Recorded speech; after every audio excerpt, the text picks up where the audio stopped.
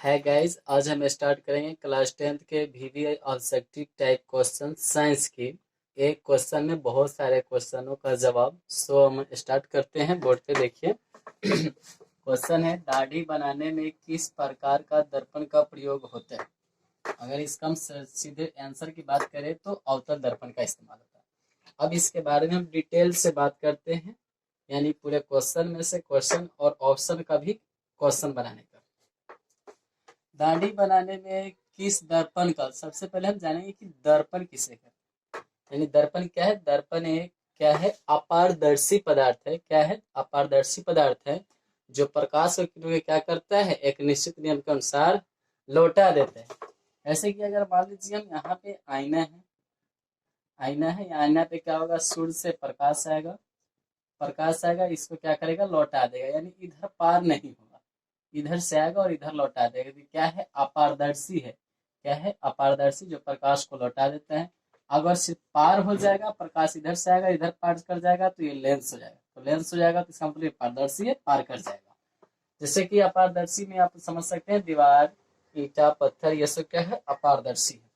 तो जिससे प्रकाश क्या करे, टकराकर फिर उसी दिशा में वापस हो जाए, तो वो क्या है कि अपारदर्शी है। तो दर्पण क्या है, दर्पण एक अपारदर्शी पदार्थ है जो प्रकाश की किरणों को एक निश्चित नियम के अनुसार परावर्तित करता है। अब दर्पण कितने प्रकार का होता है, तो दर्पण दो प्रकार का होता है। एक होता है समतल दर्पण, समतल दर्पण, और दूसरा होता है गोलीय दर्पण, गोलीय दर्पण। अब समतल दर्पण किसको कहेंगे, वैसा दर्पण जिसका प्रवर्तक सतह समतल हो। प्रवर्तक मतलब लौटाने वाला सतह। जैसे ये मेरा बोर्ड है, जो बोर्ड दिख रहा है ये समतल है, जिसको हम कहेंगे ये समतल दर्पण है। समतल दर्पण में आपको आईना हो जाएगा। गोलीय दर्पण, वैसा दर्पण जो किसी खोखले गोले का बना हो। क्या हो, किसी खोखले गोले का बना हो, उसे गोलीय दर्पण कहते हैं। गोलीय दर्पण दो तरह का होता है, उत्तल दर्पण और अवतल दर्पण। उत्तल दर्पण और अवतल दर्पण। अब हम बात करेंगे उत्तल दर्पण और अवतल दर्पण की।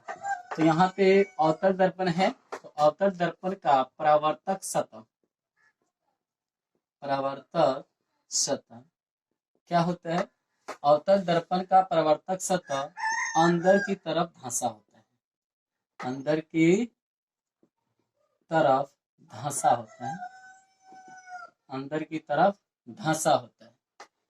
और इसका प्रयोग कहाँ कहाँ होता है, जैसे कि ये अंदर की तरफ धंसा है, इसका मतलब है कि अवतल दर्पण इस तरह का होगा अंदर, और इसके बाहरी सतह पे कलाई किया जाता है, रंगा होता है।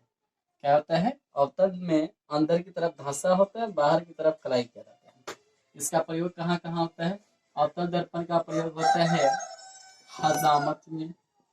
हजामत जिसमें सैलून की दुकान में जैसे दाढ़ी मूछ बनाने के लिए जो आईना प्रयोग होता है, वो क्या होता है, अवतल दर्पण होता है। हजामत में बाल दाढ़ी बनाने के लिए, बाल दाढ़ी सब बनाने के लिए, जैसे कि क्वेश्चन पूछा हुआ है, ये क्वेश्चन पूछा हुआ है, प्रीवियस ईयर का क्वेश्चन है। दूसरा, चिकित्सालय में, चिकित्सालय बोले तो हॉस्पिटलों में, चिकित्सालय में डॉक्टर प्रयोग करते हैं। डॉक्टर क्या करते हैं, डॉक्टर को देखते होइएगा कि आंख पे, यहाँ पे यानी कपार पे एक छोटा सा आपको ले, जैसे कि गोला शीशा है, लेकिन वो क्या होता है कि अवतल दर्पण होता है जो प्रकाश को प्रवर्तित करता है। उससे क्या, आंख, कान, नाक में यानी देखने का कार्य करता है। ठीक है, तो आंख कान में देखने के लिए, कान, आंख, नाक को देखने के लिए। ठीक है, तीसरा कहाँ होता है, तीसरा होता है गाड़ी के हेडलाइट में।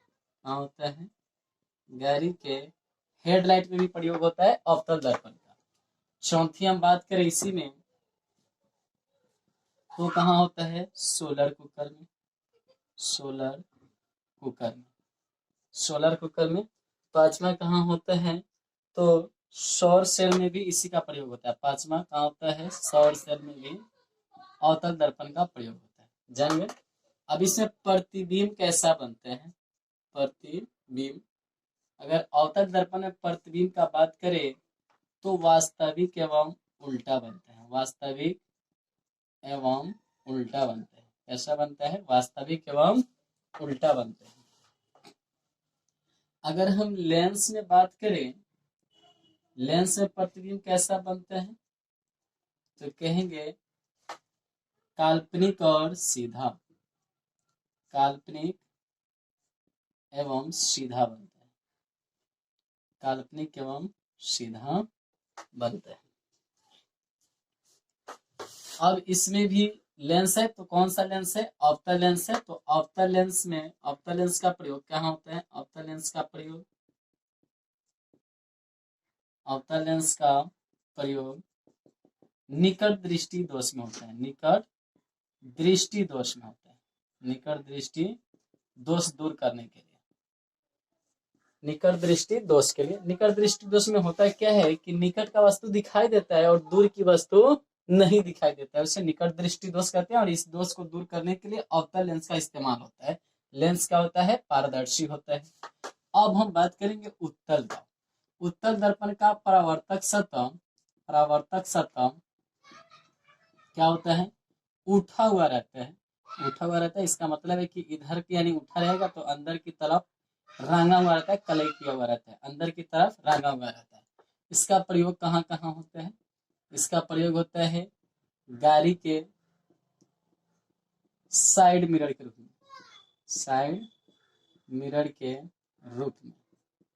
जैसे हम लोग देखते हैं कि जो गाड़ी चलाता है ड्राइवर, उसी के जस्ट बगल में आईना लगा रहता है, वो कौन सा मिरर होता है, उत्तल मिरर होता है, उत्तल दर्पण होता है। उत्तल दर्पण का प्रयोग इसलिए करते हैं कि उत्तल दर्पण में किसी भी वस्तु का प्रतिबिंब छोटा और सीधा दिखाई देता है, ताकि पीछे वाले वाहन का यानी पीछे भी जितनी भी वस्तु है सबका फोटो इसमें दिखाई दे, ताकि ड्राइवर को चलाने में सुविधा हो गाड़ी। तो इसमें प्रतिबिंब कैसा बनता है, प्रतिबिंब, प्रतिबिंब बनता है वास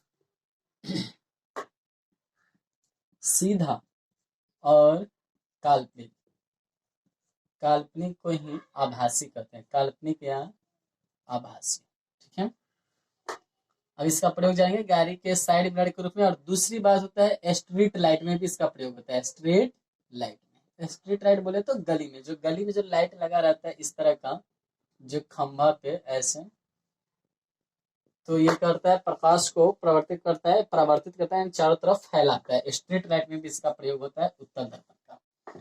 अब हम बात करेंगे लेंस का। तो उत्तल लेंस में क्या होता है कि ये भी उठा हुआ होता है, और इसमें प्रतिबिंब कैसा बनता है, उत्तल लेंस में प्रतिबिंब, इसमें प्रतिबिंब बनता है, दोनों का उल्टा होता है एक दूसरे को। ये वास्तविक और उल्टा होता है, तो ये सीधा और वास्तविक होता है, तो ये वास्तविक और उल्टा इसमें बन जाएगा, वास्तविक और उल्टा, वास्तविक और उल्टा बनता है। ठीक है।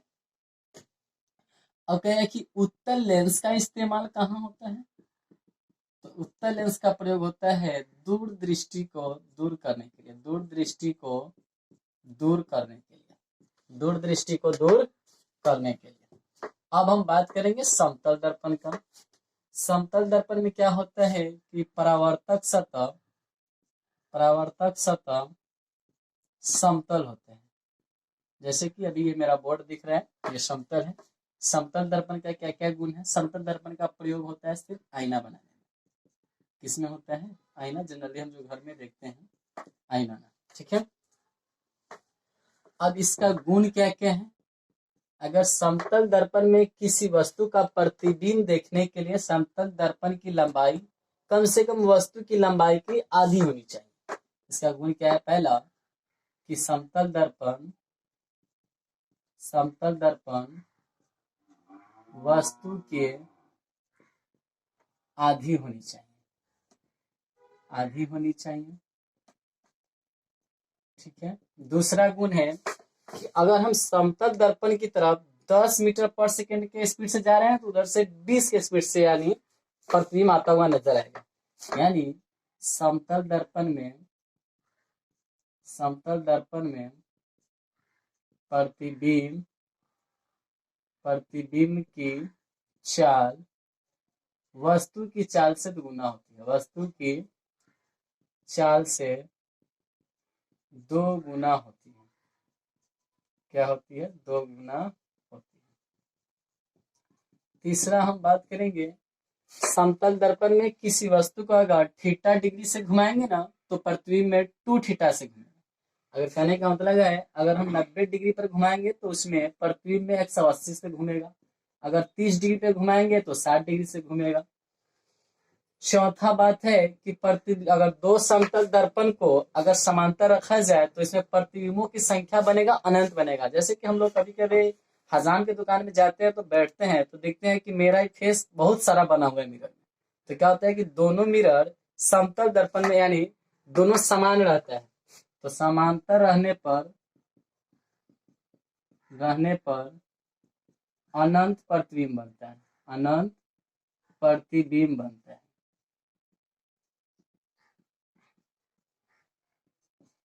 पांचवा, प्रतिबिंब की संख्या कैसे ज्ञात करेंगे? प्रतिबिंब की संख्या अगर फलाने फलाने थीटा पे हो तो इसका सूत्र होता है 360 बटे थीटा माइनस 1। अगर दो अगर दर्पण मान लो 60 डिग्री के यानी एंगल पे होगा, यानी 60 डिग्री पे होगा ऐसे, तो इसमें प्रतिबिंबों की संख्या क्या होगी? हम कहेंगे तो 60 डिग्री पे थीटा और 60, तो प्रतिबिंबों की संख्या तो कहेंगे 360 बटा 60 माइनस 1। 60 से 60 को काटेंगे 6 बार में, तो 6 में से 1 घटा देंगे तो हो जाएगा 5, यानी प्रतिबिंबों की संख्या 5। इसी प्रकार जितना दिया है 90 दिया रहे तो 90 से भाग करेंगे तो 4, 4 में से गया तो 3। ठीक है, तो ये हो गया पूरे दर्पण के बारे में पूरा संबंधित क्वेश्चन।